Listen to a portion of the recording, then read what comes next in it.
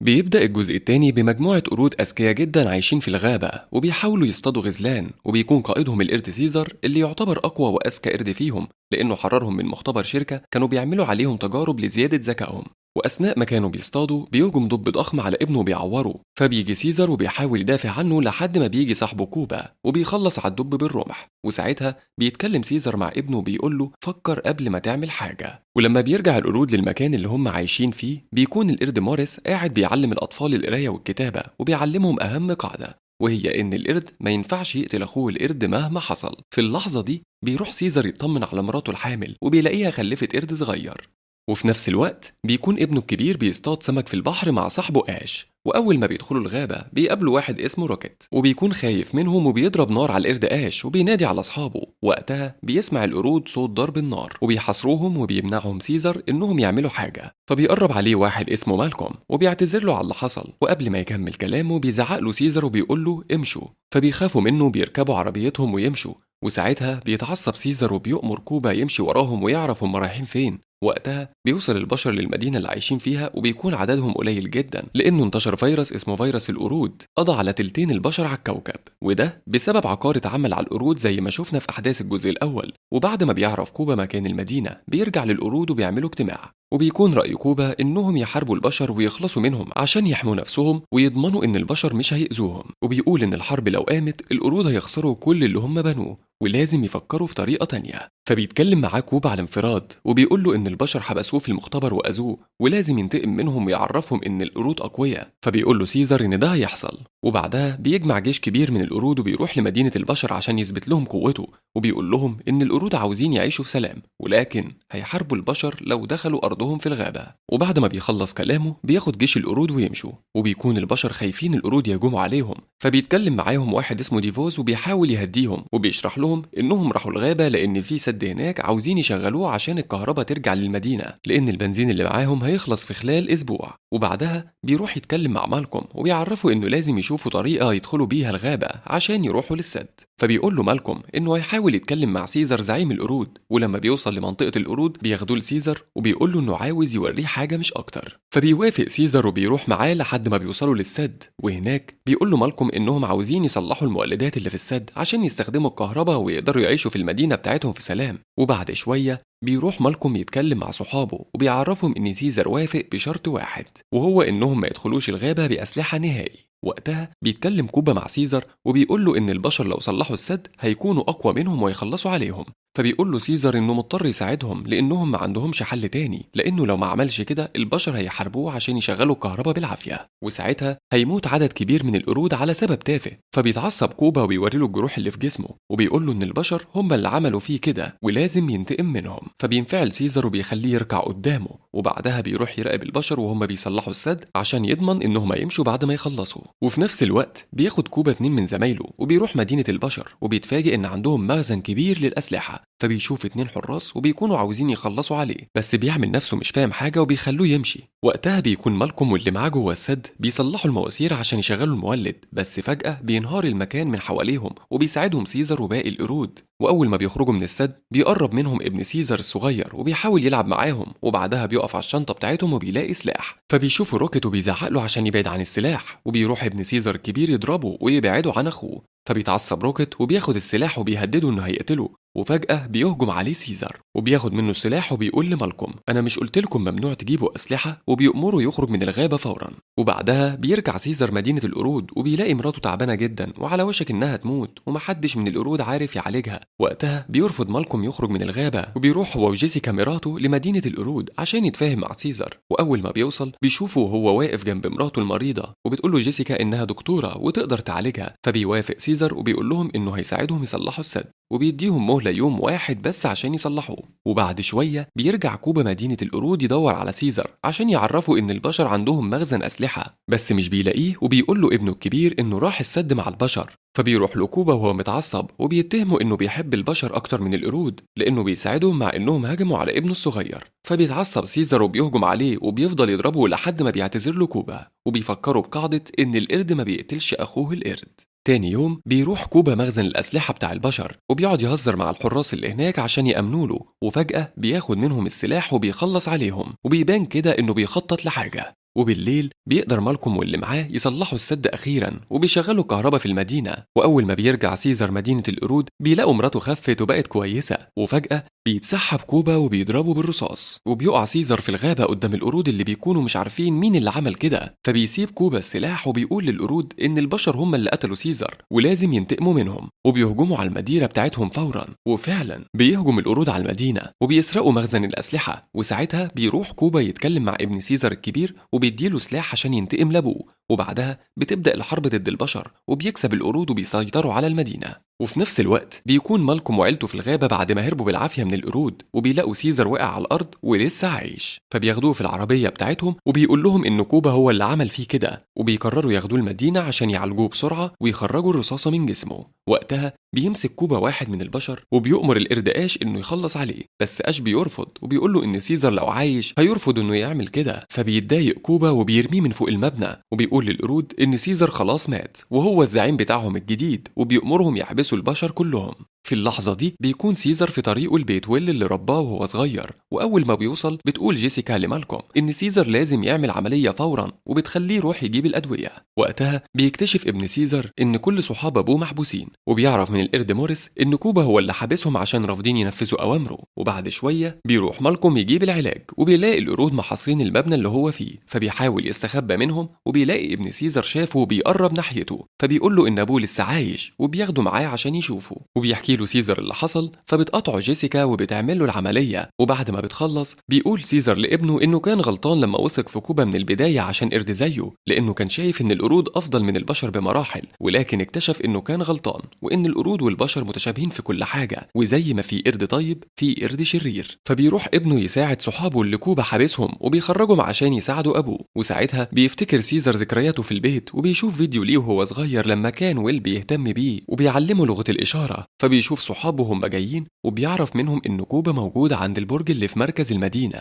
فبياخدهم مالكوم للنفق اللي بيوصل للبرج عشان يتخلصوا من كوبا ويحرروا البشر اللي هو حابسهم. بس فجأة بيسمع صوت حد من صحابه في النفق وبيخلي القرود يطلعوا البرج، فبيروح يقابل صحابه وبيقولوا له إنهم حطوا قنابل حوالين البرج في كل حتة وهيفجروها أول ما القرود تتجمع فوق البرج. فبياخد مالكوم منهم السلاح وبيهددهم إنه هيقتلهم لو فجروا القنابل دي، وبيفهمهم إن سيزر هيواجه كوبا وهيحرر البشر. وفعلا بيطلع سيزر يواجه كوبا وبيتخانقوا هما الاتنين فوق البرج، وبيقدر سيزر يعوره وبيقول له أنت قومت حرب وخليت القرود يموتوا بسبب كرهك للبشر. وقتها بياخد ديفوس صاحب مالكوم جهاز التحكم في القنابل وبيفجر البرج، ولكن مش بيتهدم كله. فبيقع سيزر وبيروح ينقذ القرود من تحت الأنقاض، وفجأة بيطلع كوبا وبيضرب عليهم نار، فبيهجم عليه سيزر وبيخليه على وشك إنه يقع من فوق البرج. وساعتها بيترجاه كوبا يساعده وبيقول له القرد ما بيقتلش أخوه القرد. فبيمسكه سيزر وبيقول له أنت مش قرد، وبيرميه من فوق البرج وبيخلص منه أخيرا.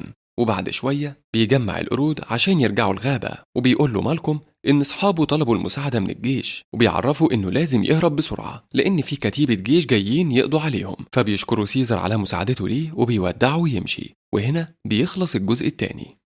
بيبدأ فيلمنا مع الصوت اللي بيقول إننا كنا دايما فاكرين إن كوكب برسوم أو المريخ ما يصلحش للحياة، لكن بالعكس كان في حضارات كتيرة قايمة عليه، إلا إن مدينة زودانجا كانت هي الوحيدة اللي مسيطرة عليه، وده لأنها كانت بتستنزف كل موارده، وحتى إنها دخلت في حرب شرسة مع مدينة هيليوم لحد ما اتدخلت بينهم جماعة سيرن المسؤولة عن دورة الحياة على كوكب برسوم بقيادة ماتاي، ووهبت لزعيم زودانجا درع مصنوع من الشعاع التاسع، وكان الاتفاق بينهم إنه ينفذ كل طلباتهم من غير ما يسأل عشان يكون الملك على كوكب المريخ، وبيوافق ساب على ده. وبنروح بعدها لسنة 1881 في نيويورك، وبنشوف شخص اسمه جون كارتر وهو ماشي في الشارع ومتراقب، ووقتها بيدخل على مكتب بريد وبيبعت رسالة لابن أخته نيد علشان يجيله بسرعة. ولما بيوصل نيد بيعرف من محامي جون إنه مات، وبيقول له إنه جون كان دايما بيعمل أبحاث وكأنه بيدور على حاجة، وبيروح بعدها يوريه المكان اللي اتدفن فيه جون بناء على وصيته. وبنعرف وقتها إن جون مدفون في ملحق القصر، وإن الملحق ده مش بيتفتح غير من جوه بس، وده كان شيء محير بالنسبه لهم. وبيقول له بعدها المحامي ان جون كتب له كل ثروته وساب له كتاب فيه مذكراته، فبيبدا نيد انه يقراه. وبتكون الاحداث كلها اللي بيحكيها حصلت من 13 سنه، لما وقتها كان بيستلف من الناس على حس الكهف اللي عنده امل يلاقيه وهيكون فيه ذهب، لحد ما الشرطه قبضت عليه بسبب ديونه الكتيره. ولما راح على مركز الشرطه حاول انه يهرب منهم كتير، لكنهم كانوا بيمسكوه لحد ما عرض عليه العقيد انه ينضم ليهم بما انه كان فارس في الجيش، واخد ست أو سمة شرف، لكن جون رفض عرضه لأنه خسر عيلته في الحرب، لحد ما بيقدر يهرب منهم وبيركب على حصان العقيد وبيروح على الجبل. فلما بتروح الشرطة وراه بيتحمى جون في قبيلة الهنود الحمر اللي بيقابلهم، لحد ما الشرطة بتضرب على واحد منهم، ووقتها بيحصل اشتباك بينهم وبيتصاب العقيد، فبياخدوا جون على حصانه وبيجري بيه وبيستخبى في الجبل. والغريب ان القبيلة لما بيوصلوا الجبل بيخافوا وبيهربوا منه، فبيفهم جون وقتها انهم خافوا من الرمز اللي مرسوم على الجبل. لكن لما بيدخل جواه بيلاقي دهب كتير، وبيظهر له واحد من جماعة متاي وبيحاول انه يضربه، فبيضربه جون هو كمان، وبيقع الشخص ده على الارض وبيطلع تميمة من جيبه وبيبدأ يقول تعويذة ومن ضمنها كلمة بارسوم. وفجأة بيتسحب جون وبيفوق يلاقي نفسه في الصحراء، ولما بيقوم عشان يتحرك مش بيكون عارف يوزن نفسه بسبب اختلاف الجاذبية على كوكب المريخ، فبيفضل يقع كتير لحد ما بيقدر يمشي، وبيتفاجئ بانه قادر ينط المسافات بعيدة جدا. ولما بيتحرك بيشوف في الجبل بيت بيطلع منه كائنات شبه الأطفال، فبيتفاجئ ومش بيكون عارف هو فين، لحد ما بيلاقي مخلوقات غريبة جاية من بعيد، ولما بيتكلموا ما بيكونوش فاهمين بعض. فبيقول لهم جون انه من فيرجينيا، فبيعتقد وقتها قائدهم سارس ان ده اسمه، فبيحاول جون انه يهرب منهم، فبيطير غصب عنه، فبيتفاجئ بيه سارس، لكن وقتها بيضربوه بالمخدر وبياخدوه معاهم. وبنشوف بعدها الأميرة ديجا بنت ملك مدينة هيليوم اللي كل يوم بتتعرض للدمار على ايد سام ملك زودانجا، وهي بتشرح لباباها الاختراع بتاعها واللي بيحتوي على الشعاع التاسع اللي اتهزموا على ايد سام. لكن وقتها بيتدخل واحد من جماعة سيرن متجسد في صورة حد من اعوان الملك وبيدمر لها الجهاز، فوقتها بينفرد بيها الملك وبيقول لها بحزن ان الحل الوحيد دلوقتي عشان ينقذوا مدينتهم هي انها تتجوز سام. فبتتصدم جدا وبتحاول تعترض، لكن ده ما بيغيرش حاجة وبيسيبها باباها وبيمشي علشان يحضروا للفرح. ولما بيوصل جون مع قائد سارس لمدينة سارك بيلاقيهم بيفكوا الأطفال اللي مربوطين جنبيه، وبتجري الأمهات عشان تختار طفل منهم وتربيه، لكن ما بتلحقش واحدة منهم اسمها سولا إنها تاخد طفل، فوقتها بيدوها جون تعتني بيه. لكن لما بتروح تفك قيود جون بيتفاجئ بحروق كتيرة في جسمها، ووقتها بيشوف التميمة مع حد فيهم، فبيقوم بسرعة بيحاول ياخدها، لكنهم بيمسكوه بيكونوا عايزين يقتلوه، لولا إن قائد سارس بيمنعهم من ده، وبيؤمر سولا إنها تاخده وتخلي واحدة اسمها ساكوجا تدربه على طريقة حياتهم، وبياخدوه بعدها على الكهف مع الأطفال وبيفضلوا يتبلوهم زي الفراخ كده، وبيشربوا جون حاجة غريبة. وبالليل بيحاول إنه يهرب، لكن بيلاقي قدامه حيوان شبه الكلب، فبيحاول يجري منه لحد ما بيوصلوا للمكان اللي عاملين فيه حفلة، ووقتها بيقع الكلب بالغلط وسط التجمع، فبيتعصب شعب سارك وبيفضلوا يضربوا فيه، فبيتدخل جون وبيضرب الشخص اللي ضربه، لكن ضربته بتكون قوية جدا لدرجة إنه بيموته، فبيتصدموا كلهم من قوته وبيتجمعوا عليه علشان يعلموه الأدب لحد ما بيفقد وعيه. وبيقع اللوم على سول لأنها كانت المفروض تحرسه، وتاني يوم بيجيبوا جون وسول عشان يعاقبوهم، فبيحرقوا جسم سولا بالنار وبيقولوا لها إن ده آخر إنذار ليها. لكن لما بيجي الدور على جون بيسمعوا فجأة صوت مركبات فوقيهم، فبيسحبوا جون زي المعزة وبيروحوا يستخبوا في الكهف. وبنشوف وقتها ساب وهو في مركبته مع متاي، وبيحاولوا يمسكوا الأميرة ديجا اللي بتكون هربت بسبب رفضها للجواز من ساب. وتحت في مدينة سارك بيتكلم زعيمهم سارس مع جون وبيفهموا الحرب اللي بين مدينة زودانجا وهيليوم، فبيحس جون وقتها ان الحرب بينهم غير متكافئة. ولما بتلاقي ديجا جيش ساب اقتحم مركبتها بتحاول انها تهرب في مركبة تانية، لكنها بتكون على وشك انها تقع منها، فبيتدخل جون بسرعة وبينط لفوق وبينقذها وبيقاتل جنود ساب وبينبهر بمهارات ديجا القتالية، وبيطير جون وبيدخل جوه مركبة وبيحاول يضرب منها قنابل على مركبة ساب، وبيكون ساب ومتاي مستغربين من وجود جون، وبيحصل بعدها اشتباك بين ساب وجون اللي بيكون على وشك انه يتقتل، لولا ان شعب سارك بيتدخلوا وبيضربوا نار على ساب، فبينسحب ساب. وبنشوف الاميره ديجا وهي بتسلم نفسها لمدينه سارك علشان ياخدوها رهينه وتبعد عن ساب، وبيلاقي جون شعب سارك جايين عليه وبيحيوا على انتصاره عليهم، وبيقف بعدها جون مع ديجا اللي بتساله اتعلم فين ينط بالشكل ده، فبيقول لها انه مش عارف، وبيسالها ازاي المركبات بتطير في الهواء وانها المفروض تمشي في البحر، فبتستغرب وبتقول ان كوكبهم ما فيهوش بحر. ووقتها بتشرح له تقسيمه الكواكب وبتقول له انهم على كوكب برسوم، فبيتصدم وقتها وبيشاور لها على التميمه اللي مع واحد من مدينه سارك وبيقول لها انه جه هنا من خلال التميمه دي، فبتفهم وقتها اللي حصل معاه وبتقول له ان يمكن يكون من جماعه السيرن، وبتاخده مع سولا على المعبد بتاعهم. وبتبدا ديجا تقرا الرموز اللي على الجدران واللي بتقول انهم لو مشوا مع نهر ايس هيلاقوا الكهف اللي فيه بوابه الارض، فبتعرض عليه ديجا انها توصله للبوابه بنفسها، لكن في الوقت ده بيجي جنود سارك وبيقبضوا عليهم عشان دخلوا المعبد المقدس، وبتتبلى عليهم ساكوجا وبتقول لسارس انهم كانوا بيدبروا لمؤامره، فوقتها بيتعصب زعيمهم سارس من جون، خصوصا ان ده كان اخر انذار لسولا، فبيفهم ساعتها جون ان سولا تبقى بنته وعشان كده مش عايزها تتاذي، فبياخدهم سارس هما الثلاثه الخيمه وبيتكلم بيتكلم مع جون وديجا بشكل سري، وبيتفق انهم يهربوا السلة معاهم، وبيدي لجون التميمة. فلما بيكتشف شعب سارك انهم هربوا، بيعرفوا ان ذهابهم سارس خان شعبه عشان يحميهم، وبتبدأ الرحلة بتاعتهم هما التلاتة لنهر ايس، لحد ما بتكتشف سولا ان المكان اللي ممشياهم فيه ديجا بيوصل لمدينتها. ووقتها جون بيواجهها، فبتقول له بقوة انهم محتاجينه جدا في حربهم ضد زادونجا، لكنه مش بيكون عايز يدخل في اي حروب تانية، فبيسيبها وبيمشي مع سولا. فبتفضل تجري وراهم وبتقول له انها هربت من مدينتها لانها كانت مجبرة على الجواز من ساب، وبتحكي له عن وحشية ساب اللي هيدمر بيها الكوكب. فبيشفق عليها وبيقرر انه يساعدهم في الحرب. فبيبداوا يتحركوا هما التلاتة في نهر ايس، وفجأة بيلاقوا جبل قدامهم، فبيطلعوا جون وديجا وبيشوفوا الارض بتتحول للون الازرق، وبيتفتح لهم في الجبل ممر فبيدخلوه مع بعض. وبيلاقوا في نهاية الممر مكان صغير يحطوا فيه التميمة، ولما بيحطوها فيه بيلاقوا خطوط زرقاء بتنتشر في الارض واللي بتشبه الطاقة اللي بيمتلكها ساب. وما بتكونش ديجا فاهمة ازاي وصل ساب للطاقة دي بمساعدة حد، وده لانها ما تعرفش ان متاي بيساعده. وفي اللحظة دي بيدوس جون على مكان في الارض، فبتتغير الرسومات وبتظهر له رموز تانية، فبتحاول ديجا تقراها، وبتكون عبارة عن تعويذة هترجع جون للارض، لكنها مش بتقوله اللي فهمته، لكن بتقوله انها مش متأكدة من الكلام ده، وعلشان تتأكد لازم تروح لمركز العلوم في مدينتها. فبيقرر يروح معاها هناك، لكن وقتها بيسمعوا صوت بره الكهف، ولما بيخرجوا بيلاقوا جماعة تشبه جماعة السارك عايزين يقتلوهم، وفي وسطهم متاي اللي غضب بعد ما اكتشف جون وديجا قوة الشعاع التاسع اللي موجودة في الكهف، فبيحاولوا يهربوا منهم لحد ما بيوصل جون وديجا للأرض وبيحاولوا يجروا منهم. لكن ساعتها بيفتكر جون خسارته لعيلته، فبيقرر وقتها انه ينقذ ديجا المرة دي، وبيضحي بنفسه وبيركب ديجا مع سولا وبيخليهم يهربوا. وبيدخل جون وسط القبيلة وبيحاول يموت اللي يقدر عليه منهم، لكن في اللحظة دي بيتفاجئوا بمركبات مدينة هاليوم وهي بتضرب قنابل على القبيلة، وبتساعد جون من غير ما تحس. فبتجري ديجا على باباها وبتشوف جون وهو مغمى عليه، وبتحاول ديجا تفوقه لحد ما بتلاقي ساب خارج من مركبة باباها وبيعتذر لها على اللي حصل، وبيقول لها انه لسه عايز يتمم الجواز ويوحدوا قوتهم ويديروا الكوكب سوا. فبتستسلم ديجا وبتوافق. ولما بيفوق جون بيلاقي نفسه في قصر ساب، وبيدخل له خادم ديجا وبيقول له بصوت واطي ياخده رهينة، فبيعمل جون زي ما طلب لحد ما بيروحوا لأوضة ديجا اللي بتجهز نفسها للفرح. فبينفردوا في الأوضة، ووقتها بيقول لها جون انها مش مضطرة تعمل كده، وبتسأله وهي حزينة اذا كان هيحارب معاها زودانجا، لكن لما مش بتلاقي رد بتقول له انها كدبت عليه وانها عارفة التعويذة اللي هترجعه، وبتخليه يكرر معاها الكلام لحد ما ساب بيفتح الباب عليها. فلما بتلتفت ديجا وراها مش بتلاقي جون، وبتعتقد انه رجع لكوكبه، فبتروح مع ساب عشان يبداوا مراسم الجواز. وبعد ما بيخرجوا بتشوف جون وهو مستخبي في الأوضة، لكن لما بيخرج منها بيلاقي ست قدامه، وفجأة بتتحول لمتاي واللي بيتحكم بطاقته في جسم جون وبياخده معاه، وبيعرفوا متاي بنفسه، وبيكون واضح انه عاش فترة في الأرض. وبيقول له متاي ان بمجرد ما الفرح ينتهي هيموت كل الناس اللي يعرفوا بأمر الشعاع. ولما بيسأله جون هو بيعمل كده ليه، بيقول له انهم مسؤولين عن دورة حياة الكوكب واستمراره، وانهم شايفين ان ده احسن سيناريو ممكن يمشي بيه الكوكب، وان الشعاع التاسع مقدر انه يكون في ايد حد متوحش زي ساب عشان يقدر يسيطر على الكوكب. وفجأة بيجي الكلب وبيكسر الجهاز اللي في ايد متاي واللي بيسيطر بيه على جون، فبيستعيد حريته وبيركب المركبة بتاعتهم وبيطير بيها عشان يلحق ديجا. وفجأة بيلاقي شعب السارك بيساعدوه بيضربوا جنود ساب لحد ما بيوصل جون مع سولا اللي لقاها في طريقه لمدينة سارك، فبيطلب منهم المساعدة في محاربة مدينة زودانجا، لكنهم بيقبضوا عليه وبيرموه في الزنزانة. وبيشوف وقتها سارس وهو محبوس بعد ما اتهموه بالخيانة، وبيكون معتقد ان بنته سولا ماتت، لكن جون بيقول له انها عايشة وجت هنا معاه. وبيخرجوه بعد كده لساحة المعركة عشان يعاقبوهم بأوامر من الملك الجديد، لكن جون مش بيكون قادر يتحرك لبعيد لأن رجليه مربوطين في سلسلة. وبيلاقيهم بيخرجوا قردين متوحشين، وبيكون واحد منهم رايح يموت سارس، فبتحاول وقتها جاكوفا تضايق سولا اللي باباها هيتقتل قدامها لحد ما بيقعوا هما الاتنين في الساحة، وبيهجم القرد على جاكوفا وبيموتها لحد ما بيقدر جون يكسر الصخرة اللي مربوط فيها السلسلة اللي بتأيده وبيموت بيها قرد منهم. ولما بيجري القرد التاني ورا سارس بيمسك جون طرف السلسلة المدبب وبيضرب بيه القرد التاني، وبيتفاجئوا بجون وهو بيشق بطن القرد. وبيفضل شعب السارك يحيي جون، فبيتغاظ منه الملك وبينزل عشان يبرزه بنفسه، لكن وقتها جون بيقطع له دماغه بكل سهولة، وبيرجع تاني سارس ملك عليهم، وبيشجعهم جون انهم يقاتلوا مع هيليوم ضد زودانجا، فبيوافقوا بينضموا ليه. وبنشوف وقتها مراسم الجواز اللي بدأت بين ديجا وساب. ولما بيوصل جون مع جيش سارك على زودانجا بيكتشف ان الفرح بيحصل في مدينة هيليوم، لكن مش بيرضى شعب سارك يطير معاه على هناك، فبيضطر انه يروح لوحده. وقبل ما يتم الزواج بيتفاجئوا بجون وهو داخل عليهم، فبتتفاجئ ديجا انه لسه هنا، وبيفضلوا يقاتلوا في بعض. وبينقذ جون ديجا لما بيشوف ساب بيهرب بيها، وبيهجم ساب على جون علشان يموته، لولا إن شعب سارك بيوصلوا بيساعدوا جون، وبيشتد القتال بين جون وساب لحد ما بيسألوا جون عن اللي يعرفوا عن جماعة السيرن، لكن وقتها بيموتوا ماتاي قبل ما يتكلم بقوة الشعاع التاسع، وبيكون جون هو كمان على وشك إنه يموت لولا إن ديجا بتهجم على ماتاي اللي متجسد في صورتها لحد ما بيمسكها ماتاي عشان يموتها. وفي وقتها بيوصل جون وبتسحب ديجا التميمة من ماتاي وبترميها لبعيد، فبيتشتت انتباه ماتاي وبيختفي، فبيمسك وقتها سارس التميمة وبيلاقي ماتاي في صورة جون جاي ياخدها منه، لكن بيوصل جون الحقيقة على آخر لحظة وبينقض على ماتاي هو وسارس، لكن ماتاي بيكون اختفى وبتخلص الحرب بينهم وبيتم الجواز بين جون وديجا. وبالليل بيرمي جون التميمة في السماء عشان ما يرجعش تاني للأرض، لكن فجأة بيشوف حارس قدامه وبيتحول لماتاي وبيقول التعويذة بسرعة عليه وبينقل جون تاني للأرض. ولما جون بيفوق بيلاقي نفسه في الكهف وجسمه متخشب من مرور السنين، فبيرجع تاني على بيته وبيبدأ يدور على بوابة تانية للسيرن بما إنهم كانوا هنا قبل كده علشان يرجع للمريخ. واستمرت عمليات البحث 10 سنين لحد ما قدر يلاقيها، وده طبعا بعد ما أخد الذهب اللي في الكهف واستغله في عملية البحث. وبيقول إن دايما كان حاسس إنه متراقب من السيرن لحد ما حس إنه مريض جدا، وبيقول إن في مذكراته إنه خلى مكان دفنه غامض لأن جماعة السيرن مش هيهدوا غير لما يتلفوا جثته عشان يتأكدوا من عدم وجوده أو عودته لهناك تاني. وبيقول لند إن هو مفتاح الأوضة اللي اتدفن فيها، فبيقوم بسرعة ند وبيجري على الأوضة اللي مدفون فيها جون وبتجيله فكرة، وبيفضل يضغط على الحروف اللي على الباب لحد ما بيكتب اسمه منها، وبيلاقي الأوضة اتفتحت وبيظهر في اللحظة دي حد وراه واللي من جماعة السيرن، وبنتفاجئ وقتها إن جون لسه عايش وبيظهر ورا الشخص ده وبيموته. وبيتفاجئ ند بوجود جون اللي بيشكره وبيسيبه وبيدخل تاني الأوضة بعد ما أخد التميمة. وبينتهي الفيلم بقراية جون التعويذة من تاني ورجوعه للمريخ. ولغاية هنا بيخلص فيلم النهاردة. أتمنى تشتركوا في القناة وتفعلوا زر الجرس عشان يوصلكم منا كل جديد، ويا ريت ما تنسوش تشتركوا في قناتنا التانية إياد عبد المنصف اللي بنلخص فيها أفلام.